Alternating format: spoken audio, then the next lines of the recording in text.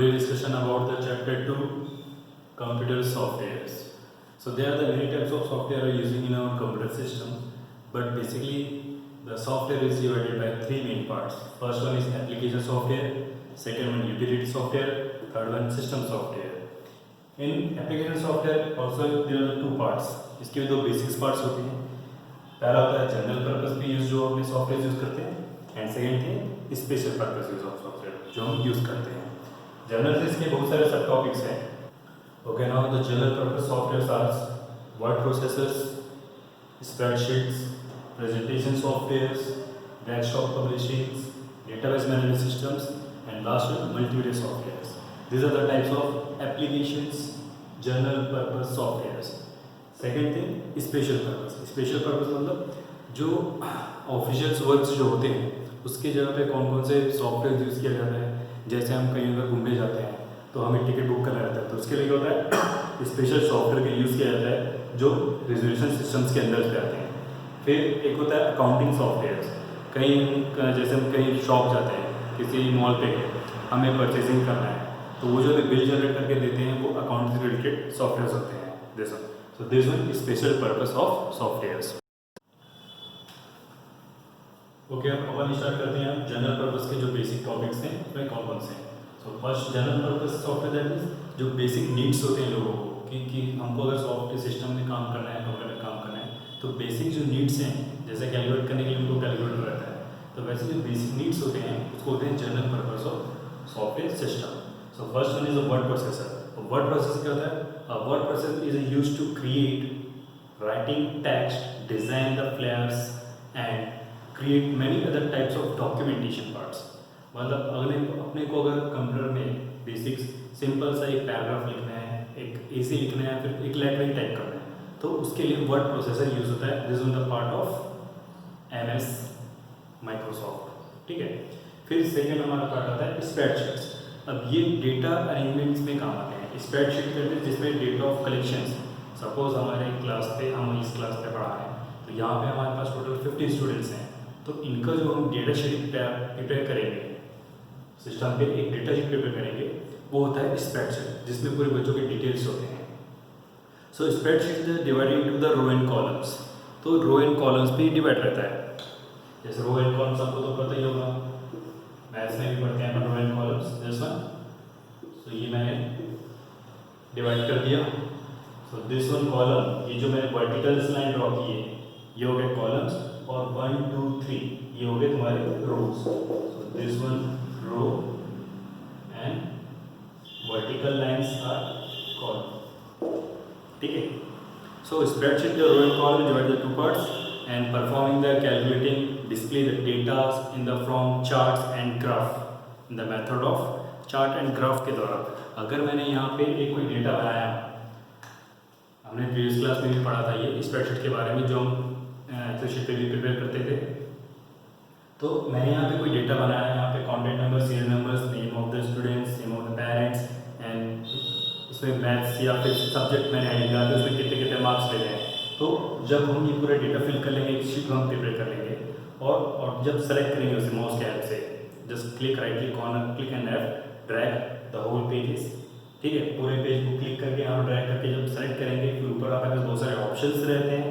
वहाँ जब जाएंगे डेटा डिज़ाइन पे, तो वहाँ पे हमें डिफरेंट टाइप्स के ग्राफ्स दिखाई देते हैं. उस ग्राफ में हम किसी भी ग्राफ पे जब क्लिक करेंगे तो ऑटोमेटिक जो हमने यहाँ पे डेटा प्रिपेयर किया था, इतने परसेंट बच्चों को मैथ्स में इतने मार्क्स मिले, this percents 10 marks, that's right. ठीक है. Now third one is a presentation software. अब प्रेजेंटेशन सॉफ्टवेयर भाई power point, MS power point, ये तो सबने देखा होगा. पावर पॉइंट क्या होता है? हमें अगर कोई टॉपिक दिया गया, जैसे मैंने अभी तुम लोग को सपोज अभी आ रहा है रक्षाबंधन, तो मैंने एक टॉपिक दे दिया, मेक अ 5 स्लाइड्स. ठीक है. मेक अ 5 स्लाइड, 5 स्लाइड्स बनाने हैं तुमको रक्षाबंधन के बारे में.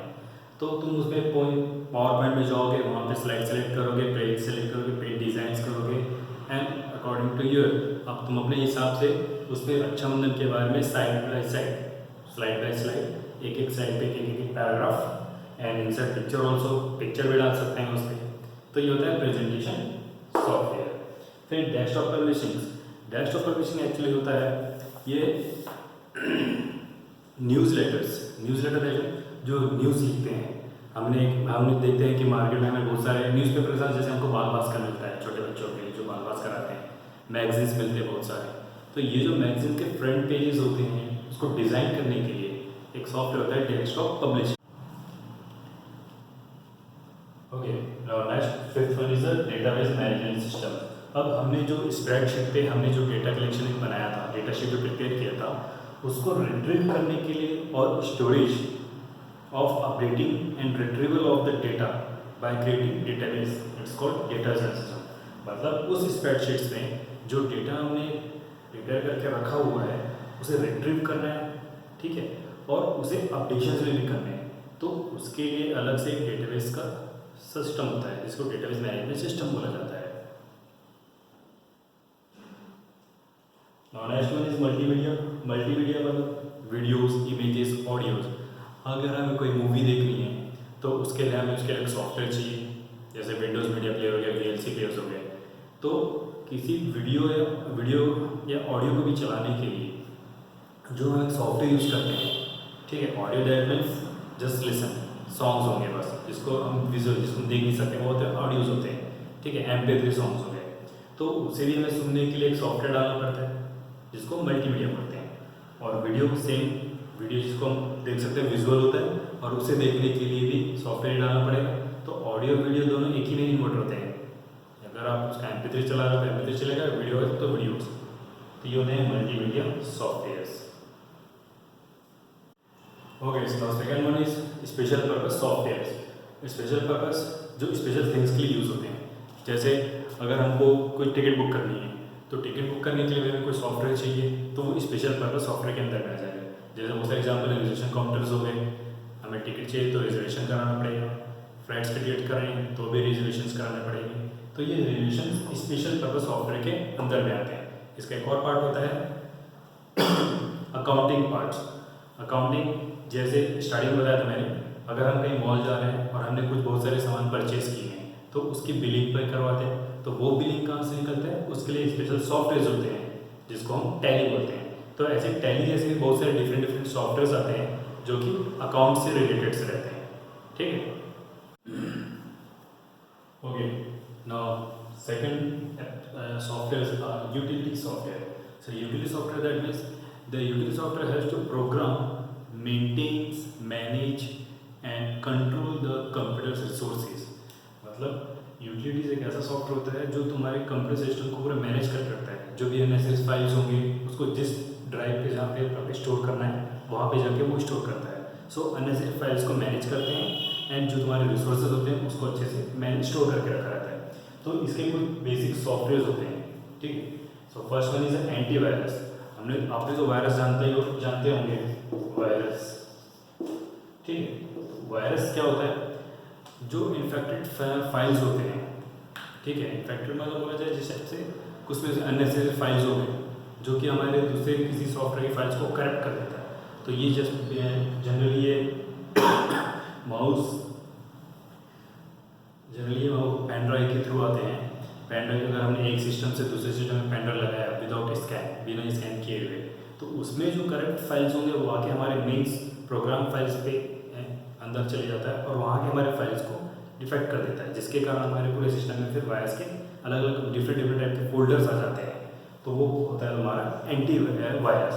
अब उस वायरस को डिटेक्ट करने के लिए, उसे हटाने के लिए हम यूज़ करते हैं एंटीवायरस। एंटीवायरस क्या होता है भाई, तुमने अगर कोई एंटीवायरस डाल के रखा है तो तुम जब अपने उस कंप्यूटर ड्राइव को जब स्कैन करोगे, है ना, जैसे कंप्यूटर हो गया माई कंप्यूटर, तो अगर होल पूरे माई कंप्यूटर को स्कैन करोगे तो उसमें बेसिकली 3 ड्राइव्स होते हैं, ठीक है। तो उसे पूरे स्कैन करने में काफ़ी टाइम लगता है। अगर तुम जैसे तुम्हारा डेस्कटॉप है, सिंपल मैंने एक फोल्डर बनाया है सॉन्ग्स, तो उस सॉन्ग्स को मैं जस्ट राइट क्लिक करूँगा तो एक छोटा सा मेनू बार अपीयर्स होगा, वहाँ पे जाके हम स्कैन करेंगे। तो जब स्कैन करेंगे तो हमें पता चल जाएगा कि उस फोल्डर के अंदर में वायरस है कि नहीं है, ठीक है। तो ये हमारा एंटीवायरस का काम करता है, जो हमारे वायरस को डिलीट कर देता है। फिर आता है backup utility. So backup refers to copy the data so that there are additional copies be used to restore the digital data या फिर ओरिजिनल डेटा लॉस्ट और रिसाइकल। जैसे अगर मैंने कुछ डिलीट कर दिया डेस्कटॉप से, यहाँ से मैंने बहुत सारे फोल्डर्स बनाए थे जो अननेसेसरी थे और उनको मैंने डिलीट कर दिया। बट उस अननेसेसरी फोल्डर पे एक ऐसा फोल्डर था जो हमारे ऑफिशियल वर्क का था या फिर कुछ काम का था, ठीक है। तो उसे हम बैकअप कर सकते हैं। कैसे करेंगे? ये बैकअप यूटिलिटीज में जाएंगे, फिर वहाँ पे हम जैसे क्लिक करेंगे तो बैकअप जब करेंगे तो वहाँ पे तुम्हें ऑप्शंस पे क्लियर होगा दिस मतलब कौन कौन से फाइल्स को तुमको बैकअप चाहिए, उसमें जस्ट क्लिक करो। तो अगर पूरा करना है तो बैकअप स्टोर्स रहेंगे ऑप्शंस पे क्लिक करो, ऑटोमेटिक पूरे जो हमने फोल्डर डिलीट किया था वो वापस अपने लोकेशंस में चला जाएगा। ये होता है बैकअप यूटिलिटीज़। फिर थर्ड आता है कंप्रेशंस। कंप्रेशन का मतलब ये तो आप समझ गए कि कंप्रेस करना, श्रिंक, किसी चीज़ को कंप्रेस छोटा कर देना, ठीक है। बट ये ऐसा फिजिकली वाला नहीं है, ये सिस्टम के अंदर सॉफ्टवेयर से रिलेटेड है। तो जैसे अगर कंप्रेस में कोई एक फोल्डर है, ठीक है, हमने एक फोल्डर बनाया, ये सॉन्ग वाले लेते हैं सेम एग्जाम्पल सॉन्ग, मैंने उसके अंदर नियर अबाउट 34 सॉन्ग्स हैं और उनकी size suppose 1 GB, just assume that इसकी 1 GB है। तो अब भाई ये 1 GB का जो फोल्डर हमारा बना हुआ है इसे हम कंप्रेस भी कर सकते हैं। कंप्रेस करके जैसे मुझे दूसरे सिस्टम में डालना है या फिर मैं किसी फ्रेंड को मेल करना है, मेल के थ्रू से सेंड करना है, ये फोल्डर इंपॉर्टेंस कोई फोल्डर होगा, ये सॉन्ग के फोल्डर जो मेल करना है, तो उसे पहले कंप्रेस किया जाएगा। तो कंप्रेस करने के लिए भी बहुत सारे अलग अलग सॉफ्टवेयर आते हैं, जैसे कि WinZip, एक WinZip करके आता है, ठीक है, एक WinRAR,